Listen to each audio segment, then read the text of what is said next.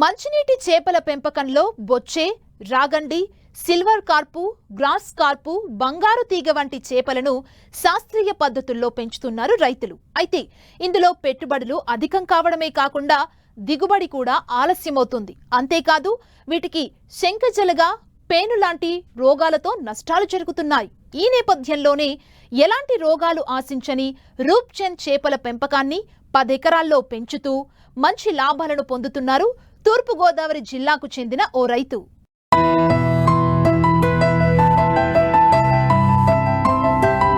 మత్స్య పరిశ్రమ దినదినాభివృద్ధి చెందుతోంది. మారుతున్న టెక్నాలజీకి అనుగుణంగా చేపల పెంపకాన్ని కూడా మార్చుకుంటున్నారు రైతులు.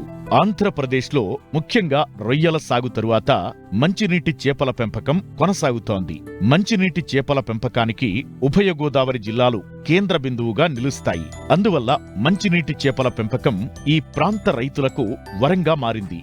అయితే అధిక పెట్టుబడి, రైతుల తెగింపు, శ్రమ, పెట్టుబడితో ఈ కల్చర్ దినదినాభివృద్ధి చెందింది. కానీ ఈ తెల్ల చేపలకు పేనుబంక, శంఖజలగలాంటి రోగాలు రావడం, వాటిని నివారించేందుకు అధిక ఖర్చు చేయడం జరుగుతోంది. ఒక్కోసారి చేపలు చనిపోయి కనీసం పెట్టుబడి కూడా వచ్చే పరిస్థితులు లేవు. ఈ నేపథ్యంలోనే ఎలాంటి రోగాలు రాని రూప్చంద్ చేపల పెంపకం విస్తరిస్తోంది. అంతేకాదు వీటి పెంపకంలో కూలీల సమస్య కూడా ఉండదు. దీంతో తూర్పుగోదావరి జిల్లా పెరవలి మండలం తీపర్రు గ్రామానికి చెందిన రైతు కుందుల గణపతిరావు 10 ఏళ్లుగా 10 ఎకరాల్లో రూప్చంద్ చేపల పెంపకం చేపడుతున్నారు. మేము 10 ఎకరాల విస్తీర్ణంలో రూప్చంద్ సాగు చేస్తున్నామండి. రూప్చంద్లో తెల్లచేప, శీలావతి, బొచ్చు, మోసి కొద్దిగా వేస్తామండి.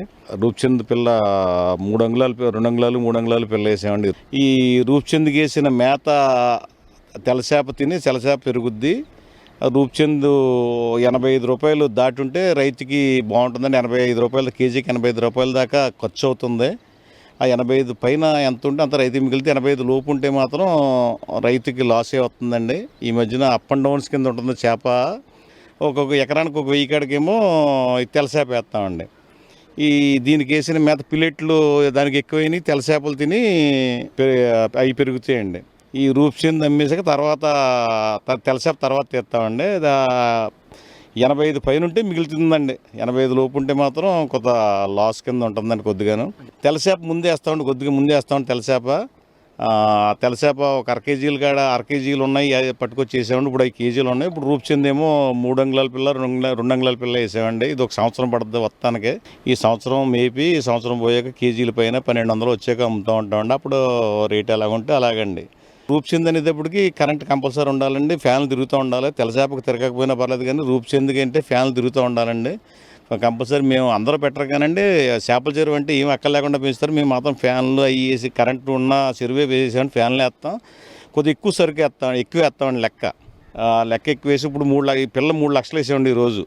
కొద్దిగా ఒక 1/2 కేజీలు వచ్చాక కొంత తీసేసి మిగిలింది ఉంచుతామండి. ఆ సగం అమ్మేసి కనవ సగాన్ని ఇంకా కేజీల పైన మేపుకుంటామండి. బాగానే ఉంటుంది. ఈ 10 ఎకరాల్లో 12 ఎకరాల చెరువుకి ఒక మనిషి సరిపోతాడండి.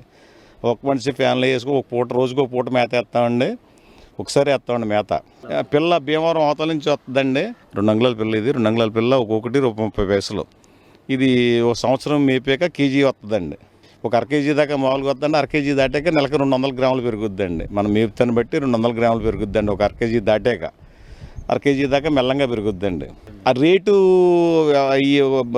లాభం మొత్తం నష్టం మొత్తం అన్నది మనం తీసి టైంకి ఉన్న రేటుని బట్టండి. ఒక 60-70 వేలు ఎకరానికి మిగులుతుందండి. రేటు బాగుంటే ఇంకా మిగులుతుందండి. రేటు బాగుందనుకోండి ఇంకా మిగులుతుందండి. 110, 115, 120 కూడా అవుతుందండి. అలాగైనప్పుడు మన రైతు లెక్కండి, దాన్ని బట్టి మిగులుతుందండి.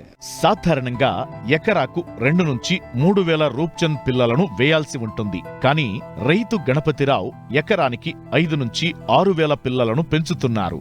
వీటికి పిల్లెట్ ఫీడ్ అందిస్తున్నారు. అయితే చేపలు తిన్న తరువాత కొద్దో గొప్పో మిగిలిపోతే అది చెరువు అడుగు భాగంలో చేరి నీరు కలుషితమవుతుంది. తద్వారా చేపల పెంపకానికి ఆటంకం కలుగుతుంది. దీనిని అరికట్టేందుకు అదే చెరువుల్లో రూప్చంద్ చేపలతో పాటు కొద్ది మొత్తంలో శీలావతి, బొచ్చ, మోసులాంటి తెల్ల చేపలను కూడా వేసి పెంచుతున్నారు. వృధా ఫీడ్ను తెల్ల చేపలు తిని పెరుగుతుంటాయి. ఇటు ప్రధాన చేపలైన రూప్చంద్ తో పాటు అదనంగా తెల్ల చేపల నుండి ఆదాయం వస్తుందని రైతు చెబుతున్నారు. చెరువు సంవత్సరం 2 సంవత్సరాలు 3-4 సంవత్సరాలకు ఒకసారి ఆరబెడతా ఉంటామండి చెరువు. చేప కంటే కనుక రొయ్యకి అంత మెడిసిన్ అది వాడక్కర్లేదండి. జాగ్రత్తలు కూడా పెద్దగా ఏం తీసుకోక్కర్లేదండి. ఆ నైటు తెల్లారగట్లు మాత్రం కరెంటు పోయినప్పుడు జనరేటర్ అది ఆన్ చేసుకుంటే చాలు. అది కూడా మేము ఎక్కువ వేస్తున్నాం కాబట్టి, ఎక్కువ వేయకపోతే అక్కర్లేదండి. దానికి ఎకరానికి 3,000 లోపు వేసుకుంటే ఈ కరెంట్ అది కూడా అక్కర్లేదండి. మేము కొద్దిగా ఎక్కువ వేస్తామండి. ఎక్కువ వేసి ఫ్యాన్లు అవి పెడతాం వలన 5,000, 6,000 పైన కూడా వేస్తామండి ఎకరానికి. 1/2 కేజీ దాటాక ఒక్కొక్క చేప 10 గ్రాములు, 8 గ్రాముల నుంచి 10 గ్రాములు మేత తింటుందండి. దాన్ని బట్టి దీంట్లో ఇంత ఉందని చెప్పి అన్ని గ్రాములు లెక్కేసుకుని అన్ని బస్తాలు వేస్తామండి. అది తొందరగా తినేస్తే ఇంకో బస్తా పెంచుతారండి. అది ఇంకా తొందరగా తినేస్తే 2-3 బస్తాలు పెంచుతామండి. అది తినేస్తాం, తేలుతూ ఉంటుందండి. ఫ్లోటింగ్ మేత వేస్తామండి మేము. ఆ ఫ్లోటింగ్ వేస్తాం వల్ల ఇప్పుడైపోతుంది. అది సింకింగ్ వేస్తే కనుక తెలవదండి అవుతుంది అవ్వలేదు అన్నది. కింద బాటం కూడా పోతుందండి. మేము ఫ్లోటింగ్ వేస్తామండి. ఆ ఫ్లోటింగ్ మేత వెంటనే 5 నిమిషాల్లో తినేస్తాయండి. ఈ ఎకరానికి 5 టన్నుల పైన వస్తుందండి. 5,000, 6,000 ఉంటే తెల్లసేప 1.5 టన్నున్నర తెల్లసేప వస్తుందండి.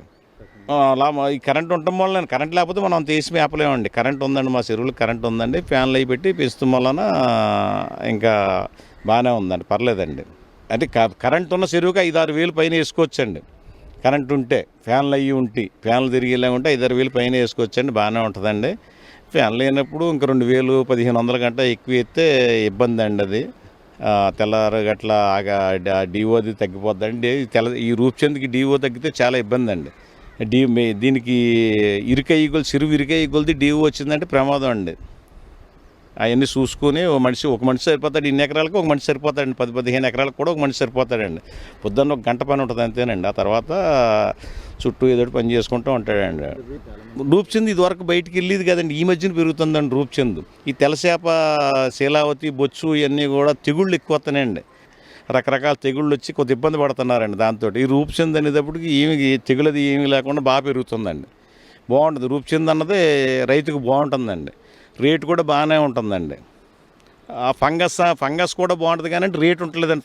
ఫంగస్ ఏమో బాగా ఎక్కువ మేపాలండి. అది మేము ఎప్పుడు మేపలేదండి. ఫంగస్ మిగులుతులేదు అంటున్నారండి. అది బాగా తక్కువ రేటు ఉంటుందండి, 60-65 అలా ఉంటుందండి. అది 65 ఉండేటప్పటికి ఖర్చులు కూడా వస్తలేదండి. బాగా ఎక్కువ లాస్ పోతుంది ఫంగస్ వల్ల. మిశ్రమ వ్యవసాయం చేస్తాం వల్ల లాభం అండి. అది తెల్లసేపకు మేత వేయమండి. మేత వేయకుండానే ఈ రూప్చంద్ వేసిన రెట్ట అది తినే పెరుగుద్దండి మా చెరువులో.